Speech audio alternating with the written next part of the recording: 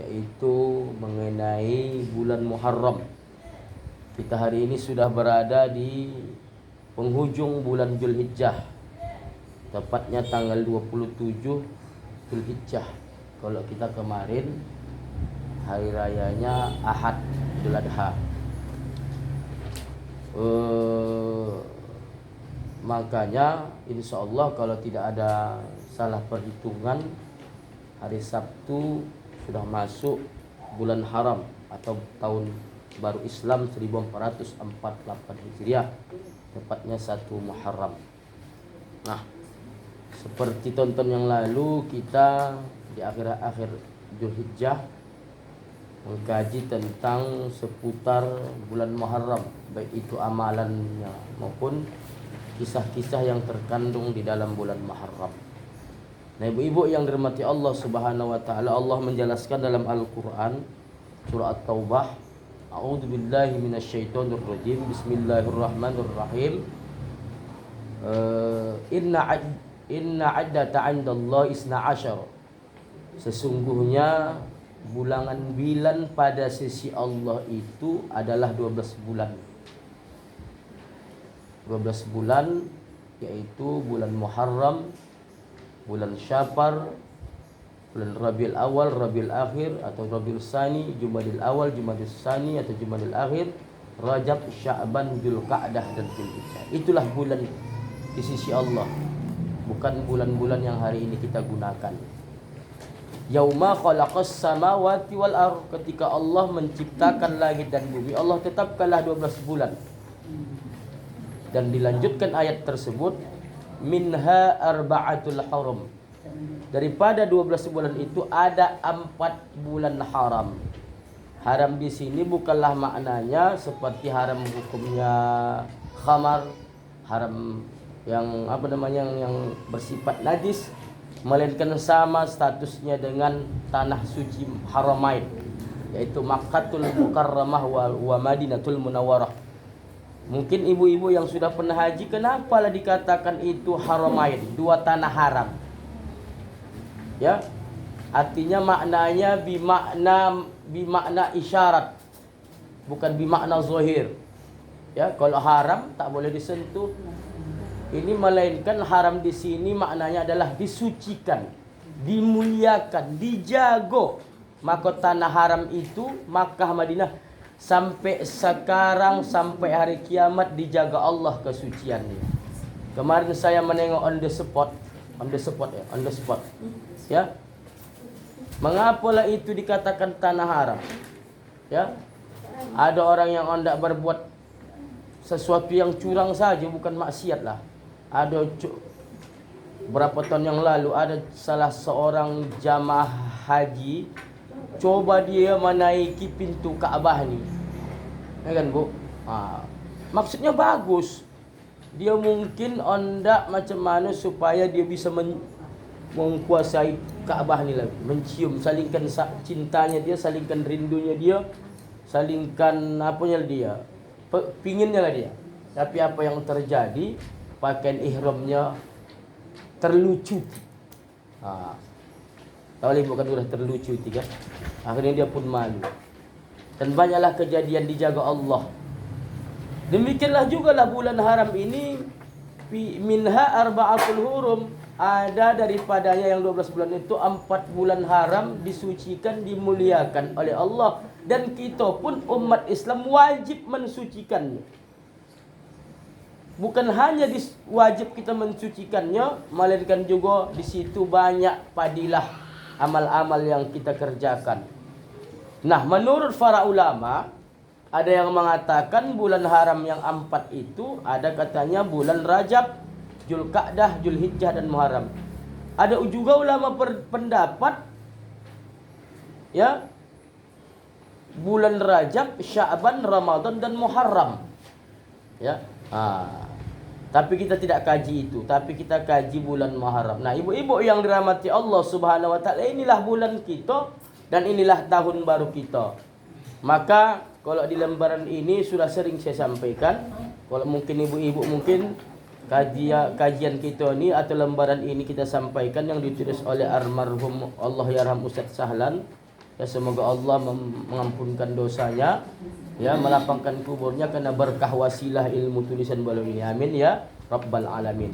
Nah, saya yakin dan percaya yang lewat kita kaji ini begitu sampai di rumah hilang dan sebagainya. Tapi kalau macam saya pegang betul ini, ya. Nah, ibu-ibu yang dirahmati Allah, tidak ada salahnya kita mengulang kaji, kita sisir aja sedikit-sedikit. Nah, ibu-ibu yang dirahmati Allah Subhanahu wa taala, maka insya Allah tanggal 1 Muharram jatuh hari Sabtu, maka tanggal merah. Maka ibu-ibu yang dirahmati Allah, apabila nanti keputusan pemerintah yang melalui keputusan Dewan Isbat, ya, cocok kan Sabtu kan? Tak ada perubahan kan? Nanti kalau ada nanti hari pertama di bulan Muharram, ibu tengok hujan yang sangat deras, maka sunnah kita mandi. Ya, sunnah kita mandi. Walaupun ibu-ibu kira-kira agak berat, kan ini sunnah, gara-gara mengajar sunnah dapat haram, jangankan makruh haram, ya. Kan ibu sunnah nak ngajak sunnah mandi, tapi dapat haram. Kenapa? Begitu ibu siap mandi, rupanya antu di belakang orang. Kan betul kan? Antri belakang orang. Tapi pandai-pandai lah. Cari agak menopi-nopi sikit, agak ke belakang sikit. Pokoknya dia langsung dari air cucuran langit. Atau air langit tidak ada cucuran dari atap ataupun pohon. Ya, pakai sekarang sudah banyak ya. Orang yang di kolam renang itu pun sudah banyak ya. Yang mandi itu pakai hijaber. Tak ada masalah itu. Ya.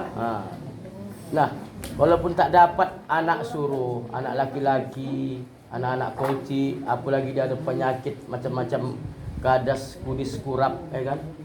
Ya, itu kesempatanlah kata Rasulullah untuk menghilangkan penyakit. Sebab hujan yang turun pertama kali di bulan Muharram adalah hujan air yang sangat barokah. Kandungannya bakal lipat dari hujan yang turun di hari biasa. Walaupun memang doa yang sama kita sampaikan ketika hujan turun. Kita kalau turun hujan baca doa begini juga ya kan? Betul kan? Allahumma shayyiban hani'an wa sababan nafi'an. Paling ada dikurangi sikit kalau doa turun hujan tak ada hani'annya. Allahumma shayyiban wa sababan nafi'an, tak ada hani'an. Allahumma sobiyan. Bukan sobiyan, yang sobiyan anak. Soyiban. Sobiyan anak, ya salah kan? Allahumma soyiban hani'an wa sababan nafi'an birahmatika ya arhamar rahimin. Ya Allah, tuangilah kami. Maksudnya tuangilah kami ini,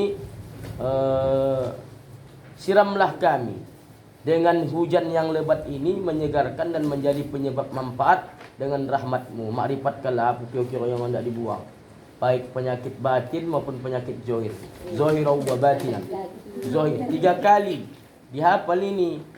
Jangan dibawa pula ke atas ni mandi ya. Sebab entahnya ni menghafalnya ni. Tak apalah pusat buat ke atas tu mandi. Nah, ibu-ibu yang dirahmati Allah, itu yang pertama. Kemudian kalau menurut dalam pendapat-pendapat ulama, Bu, tak dianjurkan, tak dikuatkan, tak ada dalil atau nas yang kuat memerintahkan kita hendak puasa di awal Muharram. Ya, tak ada ya. Melainkan yang ada nasnya kuat, dalilnya kuat berdasarkan hadis adalah puasa 10 hari ke-10 di bulan Muharram yang kita kenal dengan Asyura, hari Asyura. Jadi Ustaz Asyura itu lahir pas 10 Muharram, maka namanya Ustaz Asyura. Tak percaya tanya ibu, ya. Cuma kata Rasulullah, ini termasuk hadis hamiyah. Apa hadis hamiyah Ustaz? Hadis cita-cita. Nabi Bu tak sempat menambah puasa ni, ditambahnya 10 atau di 9, 10, 11 atau 10, 11 atau 9, 10. Tapi lebih baiknya dia 10, 11 atau 9, 10. Kalau dapat 9, 10, 11. Ya. Mengapa wa khaliful yahudu atau Yahudi membedakan kita dengan orang Yahudi, Bu? Orang Yahudi, Bu, orang tu menghormati 10 Muharram ini adalah selamatnya Nabi mereka, Nabi Musa alaihissalam, dari kejaran Firaun dan bala tentaranya, laknatullah alaihima. Ya, yang mengejar. Maka hampir semua nabi-nabi Allah dan Rasulullah itu terlibat dalam peristiwa Muharram. Tengok di bawah. Ada lebih kurang 11 nabi yang terlibat. Bukan terlibat ya, terlibat. Hampir semua nabi mempunyai kisah, ya, diceritakan Allah terjadi pada hari Asyura atau tepatnya Muharram. Nah, mengenai umat Nabi Musa, Bu, mereka menghormati selamatnya Nabi Musa dari kejaran Firaun dan bala tentara laknatullah alaih adalah mereka melaksanakan puasa. Tapi puasa mereka sekadar menghormati, Bu. Beda dengan kita. Makanya nabi-nabi itu melengkapi ajaran nabi-nabi sebelumnya. Dilengkapi Nabi Muhammad. Kalau orang apa namanya umat Nabi Musa ni? Yahudi. Ya, bukan. Bani Israel.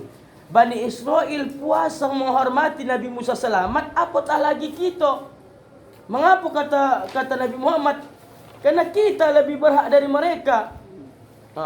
Nahnu ahaqqu bi Musa minhum, kita lebih berhak menghormati Nabi Musa. Kenapa? Karena Nabi Musa itu adalah merupakan nabi-nabi dan Rasulullah yang berhak kita imani dan ikuti ajarannya. Karena ajaran nabi-nabi dilengkapi, disempurnakan oleh Nabi Muhammad sallallahu alaihi wasallam.